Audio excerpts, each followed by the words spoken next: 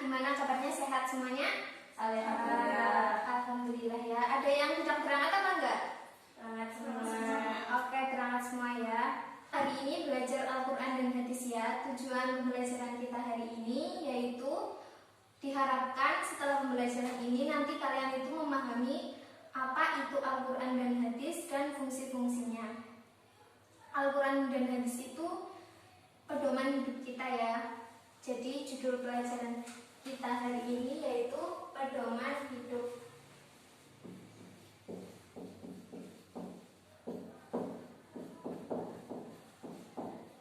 Nah, pedoman hidup itu tadi ada apa aja? Al-Quran dan hadis. Al-Quran ada dua ya, Al-Quran dan hadis.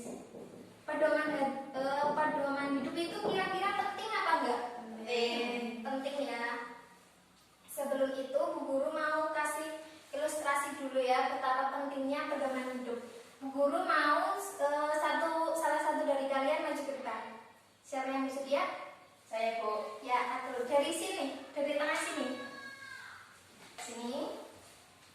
Nah, kamu maju ke depan sambil merem, tutup mata.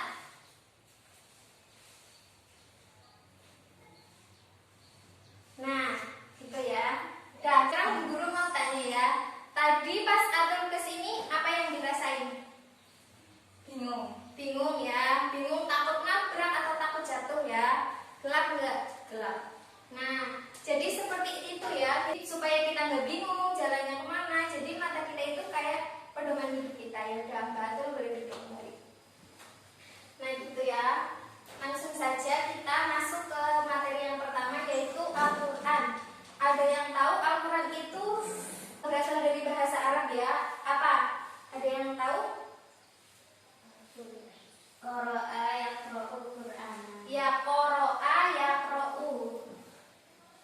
Qara'a yaqra'u. Artinya apa? Bacalah. Bukan. Tulisan. Bukan. Artinya membaca ya. Membaca. Nah, kata dasarnya itu Quran yang artinya bacaan. Secara istilah Al-Quran ada yang tahu nggak artinya apa? Enggak. Gak ada ya, aku jelasin aja ya. Secara istilah Al-Quran yaitu kalamullah yang disampaikan kepada Nabi Muhammad sebagai mukjizat. Nah, disampaikan kepada kita itu secara mutawatir dan ketika kita membacanya itu bernilai ibadah. Nah, dari pengertian yang sudah Bu Guru kasih tahu tadi ada 4 poin ya. Yang pertama yaitu kalamullah. Sebentar.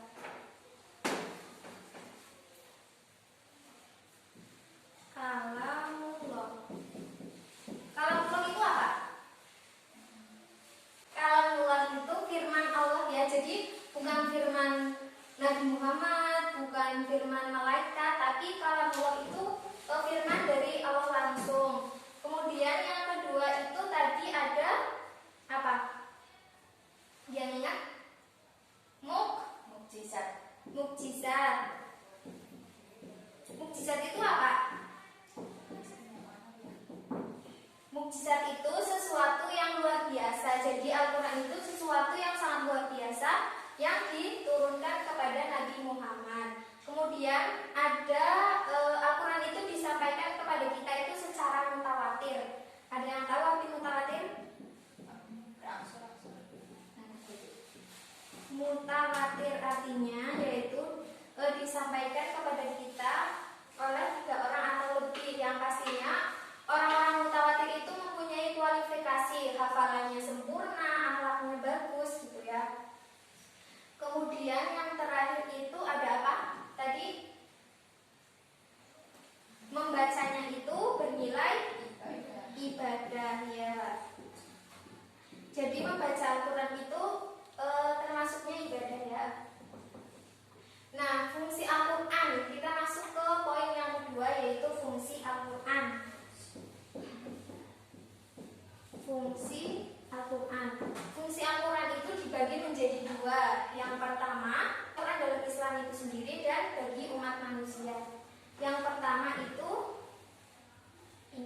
manusia.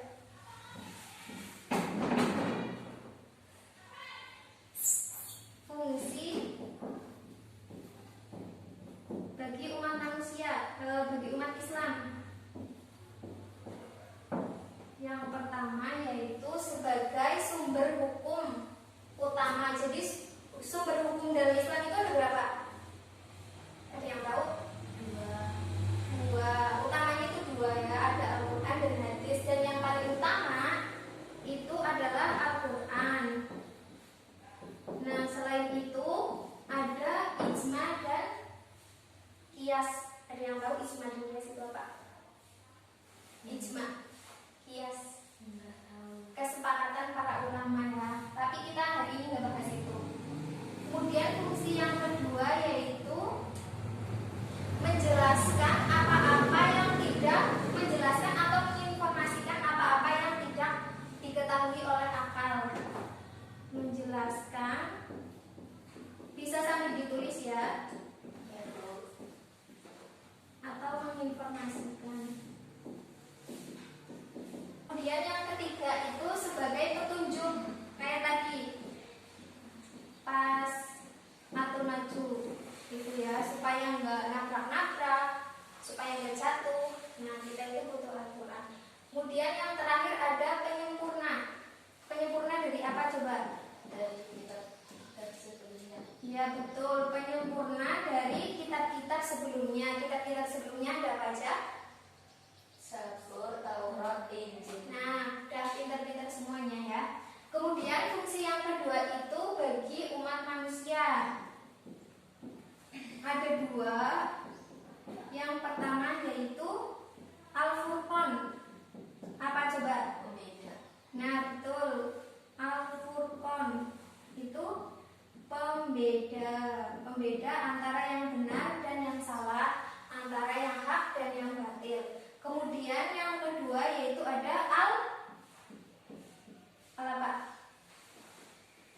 Al-Huda. Al-Huda apa? Petunjuk, betul. Nah, selesai ya materi tentang Al-Quran. Ada yang mau ditanyakan nggak sebelum masuk ke materi hadis? Tidak. Oke, nggak ada ya. Udah paham semua ya berarti ya? Ada. Oke, udah nulisnya udah selesai? Sudah. Oke, gugur hapus boleh ya? Ya. Ya, oke. Kita masuk ke materi yang kedua ya, yaitu apa? Hadis. Hadis. Ada yang tahu hadis itu apa? Tidak. Hadis itu secara bahasa itu artinya baru, tidak lama. Kalau baru pasti tidak lama ya. Baru, tidak lama, ucapan atau cerita. Kemudian secara istilah hadis itu segala sesuatu yang disandarkan atau diriwayatkan kepada Nabi Muhammad, baik itu perkataannya, perbuatannya, ataupun sifatnya. Nah, itu secara istilahnya. Tadi ada berapa poin? Yang pertama yaitu ada perkataan. Maksudnya itu apa perkataan? Maksudnya yaitu segala sesuatu yang diucapkan atau disabdakan oleh Nabi Muhammad itu hadis ya. Kemudian yang kedua yaitu ada perbuatan. Ada yang mau menjawab kira-kira itu dari perbuatan ini maksudnya apa? Segala sesuatu yang dilakukan oleh Nabi Muhammad. Iya betul. Segala sesuatu yang dilakukan oleh Nabi Muhammad itu juga termasuk hadis ya. Misalkan Rasulullah kalau malam itu sholat malam gitu, itu termasuknya hadis. Kemudian yang ketiga yaitu ada takrir. Takrir itu apa? Takrir apa? Mendiamkan. Ya betul, takrir itu diam ya, mendiamkan. Mudeng gak maksudnya? Kok bisa sih diam itu bisa jadi hadis? Kira-kira gimana? Belum tahu. Belum tahu. Apa Bu Guru kasih contoh ya? Contohnya melihat sahabatnya Nabi itu siapa? Coba kira-kira. Salah satu aja. Abu Bakar. Ya, misalnya Nabi itu melihat Abu Bakar makan, Rasulullah itu diam aja. Itu artinya apa? Hadis. Hadis, ya betul hadis. Maksudnya boleh apa enggak? Rasulullah itu membolehkan enggak sahabatnya makan? Boleh. Iya boleh ya, sabar ya. Nah, kalau Rasulullah diam itu berarti artinya membolehkan sahabat itu makan. Jadi itu termasuknya hadis. Kemudian masuk ke materi yang selanjutnya, ada fungsi hadis. Pertama yaitu ada mengukuhkan. Mengukuhkan atau mengukuhkan itu sama aja apa? Menguatkan. Yang menguatkan. Nah, dalam hal ini hadis itu mengukuhkan atau menguatkan apa yang sudah disebutkan dalam Al-Quran, baik itu larangan ataupun perintah. Ada yang bisa ngasih contoh? Contoh apa, Bu? Contoh dari ini, contoh fungsi hadis mengukuhkan atau menguatkan Al-Quran. Belum, saya tidak tahu. Oke, Bu Guru kasih contoh ya. Contohnya di dalam Al-Quran itu kan disebutkan perintah sholat ya. Nah, di hadis itu juga disebutkan. Nah, maka hadis itu fungsinya itu untuk menguatkan apa yang disampaikan dalam Al-Quran. Contohnya misalkan Dwi bilang ke Puji, Puji nanti TPK-nya mulainya jam 1 gitu. Puji mungkin masih ragu, apa iya jam 1, orang biasanya habis asar gitu. Terus Atul bilang Puji lagi, iya Ji, nanti TPK-nya jam 1 gitu. Kira-kira Puji jadi semakin yakin nggak kalau TPK-nya itu mulainya jam 1? Iya, jadi semakin yakin ya, ada dari Dwi, ada dari Atul. Kemudian fungsi yang kedua yaitu untuk menjelaskan.